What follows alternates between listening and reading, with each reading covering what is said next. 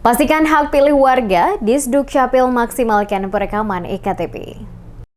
Menyambut pemilu serentak tahun 2024, Dinas Kependudukan dan Pencatatan Sipil Kabupaten Maluku Tengah terus melakukan berbagai upaya guna memastikan setiap warga memiliki EKTP. Kepala Dinas Kependudukan dan Catatan Sipil atau Disdukcapil Maluku Tengah, Siti Somena, yang ditemui di ruang kerjanya menjelaskan, sampai dengan saat ini pihaknya masih terus berupaya melakukan pelayanan maksimal guna memastikan warga dapat melakukan perekaman EKTP. Upaya yang dilakukan pihaknya telah berlangsung sejak tahun 2023 lalu, mengingat masih terdapat sekitar 15.000 pemilih potensial yang belum memiliki KTP, termasuk diantaranya pemilih pemula yang tersisa sekitar 2.000 jiwa. Oleh karena itu diharapkan sebelum waktu pelaksanaan pemilihan umum pada 14 Februari nanti, seluruh atau sebagian besar dari jumlah warga yang masih tersisa bisa melakukan perekaman EKTP sehingga dapat digunakan sebagai bukti atau syarat mendapatkan hak pilih. Sementara disinggung soal perbedaan penerapan identitas kependudukan digital atau IKD, kata Somena, penerapan identitas kependudukan digital lebih mempermudah karena memiliki paket yang lengkap, mulai dari kartu keluarga, akte kelahiran, dan lainnya dalam satu sistem.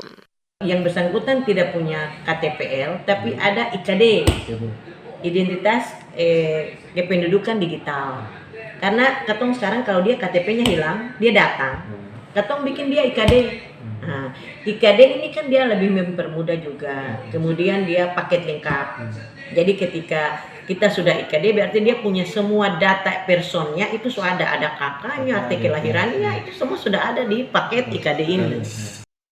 Mengenai ketersediaan belangko EKTP untuk Disdukcapil Maluku Tengah, kata Somena, masih mencukupi untuk melayani pembuatan EKTP hingga beberapa bulan ke depan. Oleh karena itu, bagi masyarakat yang belum melakukan perekaman EKTP, segera mendatangi kantor kecamatan maupun Disdukcapil.